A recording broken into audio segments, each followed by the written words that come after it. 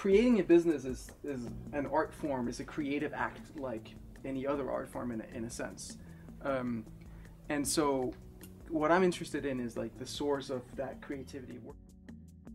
There are other startup accelerator programs in the world, one of them being Y Combinator, that most of you have probably heard of. And I know for a fact that they always talk about how the number one reason that their startups fail is because the teams don't get along. Doing a startup team together, it's like a marriage. The key here is that you all really get to see each other.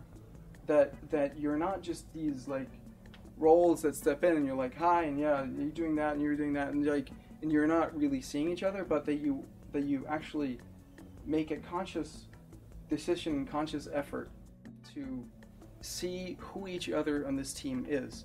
And what's going to happen over time is that, I mean, as you go through the process of creating the startup and you get this feedback and you get further down the line, things are going to, I mean, there's going to be conflicts obviously, but you're also going to change as people, and you're going to get, wiser about who you are, who the other people are, and there are going to be shifts in this team structure, in this group, and to be aware of that and just have this commitment to open communication like you would in a marriage. The way I see it is like you have the traditional org chart, where you have the boss and then people working for the boss and whatever, and maybe there's like a board and shareholders on top of that. But that's kind of the traditional view. And I think the companies that really work are the ones where you're not working for the authority of whoever is higher than you, but you're working towards a shared vision of what this thing is. Like, the only way that you can create something unique and make these choices if you engage this sense of what it is this vision, the sense of what you're trying to create. And when you do that, it's really, really helpful to get to this state.